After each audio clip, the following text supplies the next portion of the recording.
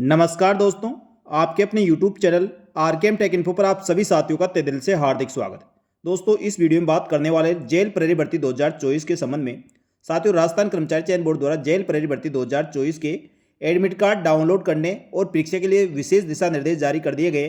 तो साथियों, इन दिशा निर्देशों को आपको ध्यानपूर्वक पढ़ना है और इसके अनुसार दोस्तों आपको एग्जाम देना है।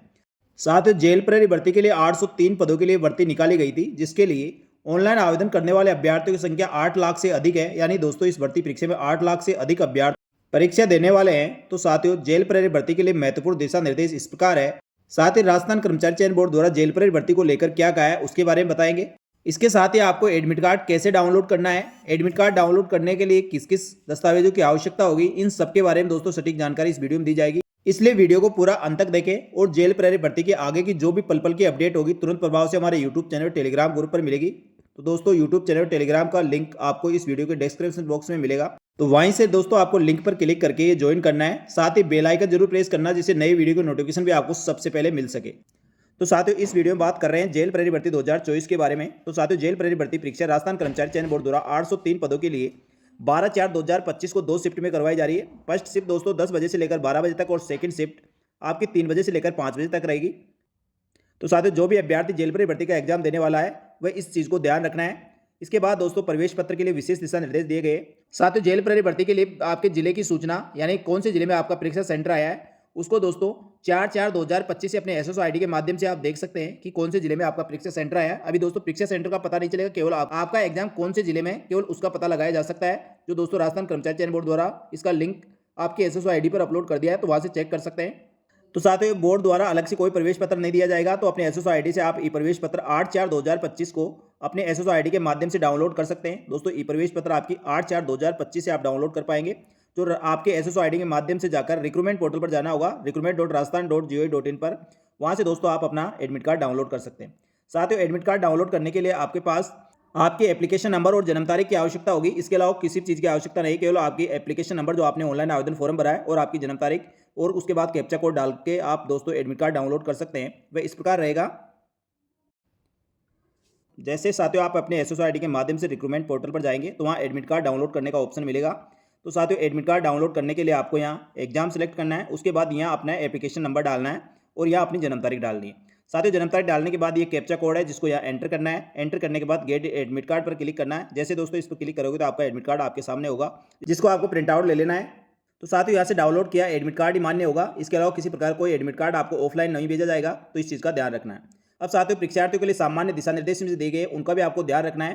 परीक्षार्थी हेतु सामान्य दिशा निर्देश: आवेदक के सुनिश्चित कर ले कि बोर्ड कार्यालय की उक्त विज्ञप्तियों के अनुसार निर्धारित पात्रता और शैक्षणिक योग्यता रखते हैं तो ही दोस्तों आपको आवेदन देना है, अन्यथा दोस्तों आपके खिलाफ कार्रवाई की जा सकती है। इसके अलावा नंबर 3 पॉइंट में दिया दोस्तों, आपको जहां भी आप एग्जाम देने जा रहे हैं तो रेल बस छत की पायदान पर बैठकर आपको यात्रा नहीं करना है। कि अपराध में कोई अभ्यर्थी पकड़ा जाता है तो दोस्तों उसके खिलाफ कार्रवाई की जा सकती है।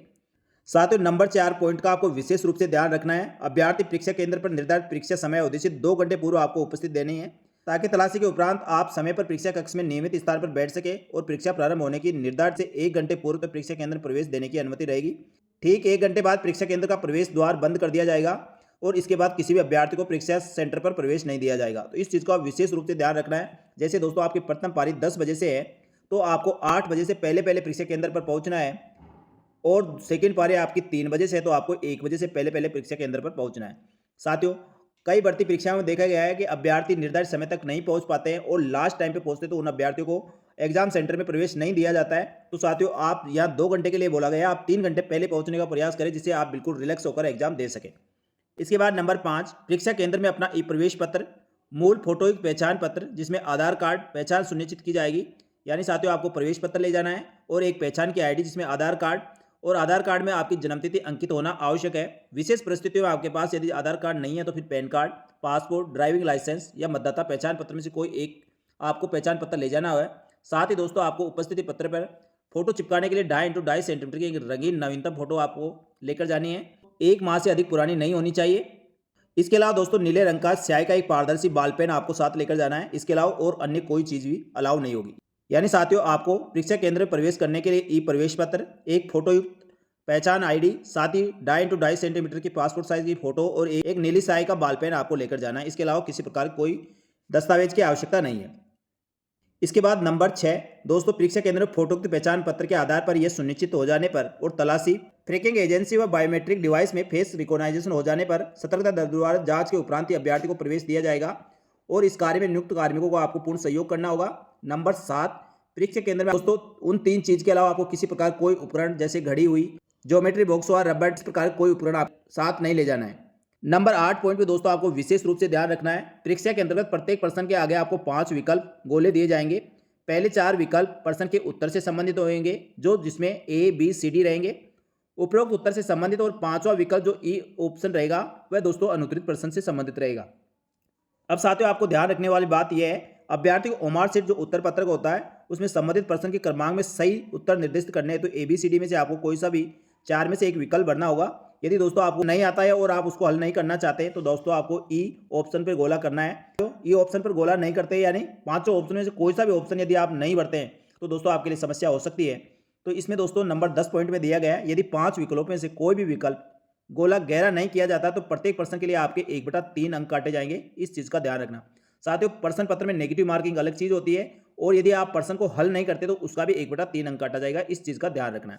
इसके बाद दोस्तों एक और महत्वपूर्ण पॉइंट नंबर 11, यदि दोस्तों 10% से अधिक प्रश्नों में किसी भी प्रश्न विकल्प गोला नहीं भरते तो दोस्तों आपको परीक्षा में अयोग्य घोषित कर दिया जाएगा। पिछली भर्ती परीक्षा में दोस्तों आपने देखा होगा, हर भर्ती परीक्षा में ऐसे काफ़ी अभ्यर्थी है जो ओमार शीट के 10% से अधिक प्रश्नों को हल नहीं करते, यानी किसी प्रकार का कोई गोला नहीं भरते हैं, उन अभ्यर्थियों को अयोग्य घोषित किया जाता है। ऐसे जैसे दोस्तों अभी आपने पशु परिचय भर्ती का रिजल्ट देखा हुआ, उसमें लगभग 15,000 अभ्यर्थी ऐसे हैं जो दोस्तों 10% गोले नहीं भरने के कारण उनको बाहर कर दिया गया है। इसके बाद नंबर 12, प्रत्येक प्रश्न के लिए कोई एक विकल्प गोला भरा है या नहीं, ये सुनिश्चित करने के लिए दोस्तों आपको 10 मिनट का अतिरिक्त समय और दिया जाता है। तो यानी आपका परीक्षा समाप्त होने के बाद दोस्तों 10 मिनट का समय इसीलिए दिया जाता है कि आप एक बार अपने ओमार शीट को चेक कर ले, कहीं उसमें कोई क्वेश्चन ऐसा तो नहीं है जिसका आपने गोला नहीं भरा है। तो साथियों उस समय को आपको इसमें उपयोग करना है और देखना है कि आपका कोई क्वेश्चन छूट तो नहीं गया है। परीक्षा में दिव्यांगजन विशेष योग्यजन अभ्यर्थियों को श्रुतिलेख देय होने एवं क्या प्रक्रिया अपनानी है, इसके संबंध में दिशा निर्देश राजस्थान कर्मचारी चयन बोर्ड द्वारा पूर्व में जारी किए गए हैं, उनकी पालना करनी है। साथ ही परीक्षा में सम्मिलित होने के लिए ड्रेस कोड निर्धारित किया गया है, तो ड्रेस कोड भी दोस्तों आपको बिल्कुल जो बताया गया है उसी में जाना है। इस परीक्षा में परीक्षार्थियों के निर्धारित ड्रेस कोड की पालना सख्ती से करवाई जाएगी। परीक्षा केंद्र पर अभ्यर्थी को प्रवेश के लिए निम्न अनुसार ड्रेस कोड रहेगा। पुरुष अभ्यर्थियों के लिए आदि पूरी आस्तीन के शर्ट, टी शर्ट, कुर्ता, पायजामा, पैंट पहनकर आएंगे, जींस पहनकर आने की अनुमति नहीं रहेगी। पुरुष अभ्यर्थियों को इस चीज़ का ध्यान रखना है, जींस पहनकर नहीं जाए और किसी प्रकार के मोटे बटन वाला शर्ट आपको पहनकर नहीं जाना है। महिलाओं के लिए महिला अभ्यर्थी सलवार सूट, चुन्नी, साड़ी आदि पूरी आस्तीन पूर्ण ब्लाउज पहनकर एवं बालों में साधारण रबड़ बैंड लगाकर आना है। इसके बाद परीक्षार्थी पूरी आस्तीन का कुर्ता, शर्ट, ब्लाउज आदि पहनकर आ सकते हैं, किंतु अपने वेशभूषा में बड़ा बटन, मेटल बटन या किसी प्रकार के ब्रोच, जड़ाऊ पिन, फूल आदि लगाकर आने की अनुमति नहीं होगी। यानी दोस्तों इन सब चीज़ों का आपको ध्यान रखना है। इसके अलावा परीक्षार्थी लाख, कांच की चूड़ियों के अलावा किसी प्रकार के जेवरात व अन्य प्रकार की चूड़ियां, कान की बाली, अंगूठी, ब्रेसलेट पहनकर नहीं आए, क्योंकि दोस्तों कई महिला अभ्यर्थियों को देखा जाता है परीक्षा सेंटर पर काफ़ी परेशान होते हैं, क्योंकि उनकी कभी जो भी आभूषण पहन के आते हैं वो खुलते नहीं है, जिससे उनको दिक्कत होती है। तो आप दोस्तों जब भी घर से निकले तभी वहीं से आपको खोल के और साधारण जो इसमें ड्रेस कोड दिया गया है उसमें आपको जाना है, जिससे वहाँ पर अनावश्यक किसी प्रकार की कोई परेशानी ना हो। तो साथ ही सभी दिशा निर्देशों को आपको ध्यान से पढ़ना है। इसके अलावा दोस्तों कोई भी अभ्यर्थी नकल व अनुचित साधनों का प्रयोग करते हुए पाया जाता है तो दोस्तों उस पर कठोर कार्रवाई की जाएगी। जो राजस्थान सरकार द्वारा दोस्तों अभी अधिनियम पास किया गया था, राजस्थान सार्वजनिक परीक्षा भर्ती अनुचित साधनों की रोकथाम के अध्ययन हेतु 2022 में जो संशोधन अधिनियम था उसमें दोस्तों 10 लाख रुपए से लेकर 10 करोड़ रुपए तक का आर्थिक दंड व 10 वर्ष से लेकर अधिकतम आजीवन कारावास की सजा का प्रावधान है। इस प्रकार दोस्तों कोई भी अभ्यर्थी नकल व अनुचित साधनों में पाया जाता है तो उसके खिलाफ कठोर कार्रवाई की जाएगी और आगामी भर्ती परीक्षाओं के लिए उसको डेफर भी कर दिया जाएगा। इसके अलावा दोस्तों परीक्षार्थियों तो अन्य महत्वपूर्ण बिंदु इस प्रकार हो रहे हैं। परीक्षा आयोजन के बाद समय बोर्ड द्वारा मास्टर प्रश्न पत्र उसकी उत्तर कुंजी बोर्ड की वेबसाइट पर अपलोड की जाएगी। परीक्षार्थियों में उत्तर कुंजी अपलोड होने के 72 घंटे के अंदर दोस्तों आपको उसके आपत्ति दर्ज करवाने के लिए लिंक दिया जाएगा, तो वहां से आप आपत्ति दर्ज करवा सकते हैं। प्रारंभिक उत्तर कुंजी में आपको किसी क्वेश्चन पर डाउट हो तो दोस्तों ऑथेंटिक पुस्तकों के साथ 100 रुपये निर्धारित शुल्क जमा करा के आप उस पर आपत्ति दर्ज करवा सकते हैं। परीक्षा केंद्र के संबंध में किसी भी कठिनाई की स्थिति में परीक्षार्थी द्वारा परीक्षा केंद्र के जिले संबंधित परीक्षा समन्वयक जिला नियंत्रण कक्ष के दूरभाष नंबर आपको उपलब्ध कराए जाएंगे, वहां से संपर्क कर सकते हैं। साथ ही परीक्षा के संबंध में विभिन्न सोशल मीडिया पर किए जा रहे भ्रामक प्रचार प्रसार से आपको बचना चाहिए और नियमित रूप से राजस्थान कर्मचारी चयन बोर्ड की ऑफिशियल वेबसाइट का अवलोकन करते रहना चाहिए। तो साथ ही ये राजस्थान कर्मचारी चयन बोर्ड द्वारा जेल प्रहरी भर्ती 2024 के लिए विशेष दिशा निर्देश दिए गए हैं। इन सभी दिशा निर्देशों को आपको ध्यान से पढ़ना है और दोस्तों इसमें जो निर्देश दिए गए उनकी अनुपालना करते हुए आपको परीक्षा देनी है।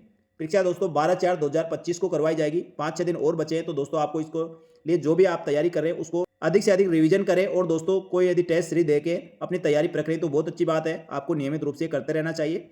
इसके बाद दोस्तों अभ्यर्थियों का ये सवाल रहता है कि हमें हमारे जिले में परीक्षा सेंटर मिलेगा जिले से बाहर। तो दोस्तों इसमें 8 लाख से अधिक अभ्यर्थियों ने परीक्षा के लिए पंजीकरण किया, तो निश्चित ही दोस्तों कुछ अभ्यर्थियों का ऐसा हो सकता है अपने जिले से बाहर परीक्षा सेंटर आए। तो उसके लिए राजस्थान कर्मचारी चयन बोर्ड के अध्यक्ष साहब ने दोस्तों ट्वीट करके बताया था, वो इस प्रकार है। ये साथियों जेल प्रहरी भर्ती के संबंध में कहा गया है कि हर सिटी में एक कैपेसिटी होती है जो डिपेंड करता है कि उसमें कितने सेफ सेंटर अवेलेबल है। जब भर जाते हैं तो कैंडिडेट्स को दूसरे जिले में दिया जाता है। इसमें सिक्कर जिले के आसपास के एडजस्टमेंट के बाद भी इस बार सिक्कर में बचे हुए 20,000 कैंडिडेट को दूसरे सेंटरों पर जाना होगा। यानी साथियों राजस्थान कर्मचारी चयन बोर्ड ने प्रयास किया है कि अभ्यर्थियों को अपने गृह जिले में ही उनको परीक्षा सेंटर अलॉट किया जाए। लेकिन दोस्तों सिक्कर जिले में वहाँ अभ्यर्थियों की संख्या अधिक होने के कारण और परीक्षा सेंटर अवेलेबल नहीं होने के कारण दोस्तों उनको आसपास के अन्य जिलों में जाना पड़ सकता है। तो साथियों राजस्थान कर्मचारी चयन बोर्ड ने पहले ही स्पष्ट कर दिया है। तो सिक्कर जिले कुछ अभ्यर्थियों का सेंटर परीक्षा सेंटर से बाहर आया हुआ है। तो दोस्तों जिन अभ्यर्थियों का परीक्षा सेंटर अपने गृह जिले में आया है या गृह जिले से बाहर आया है, आप कमेंट करके बता सकते हैं दोस्तों कितने अभ्यर्थियों का परीक्षा सेंटर गृह जिले से बाहर आया है। तो साथियों ये थी राजस्थान कर्मचारी चयन बोर्ड द्वारा पशु परिचय भर्ती के संबंध में परीक्षा आयोजन, ई प्रवेश पत्र और परीक्षा सेंटर, जिला अलॉट आदि से संबंधित महत्वपूर्ण अपडेट। तो दोस्तों पशु परिचय भर्ती के एग्जाम के बाद आगे जो भी प्रक्रिया होगी वह भी समस्त जानकारी हमारे यूट्यूब चैनल टेलीग्राम ग्रुप पर इसी प्रकार मिलती रहेगी। पशु परिचय के साथ ही राजस्थान सरकार की समस्त भर्तियों की संपूर्ण सटीक जानकारी के लिए हमारे साथ बने रहे। आपको समस्त भर्तियों की जानकारी इसी प्रकार मिलती रहेगी। जल्दी मिलेंगे दोस्तों एक और नई भर्ती की जानकारी लेकर, तब तक के लिए धन्यवाद। जय हिंद, जय भारत।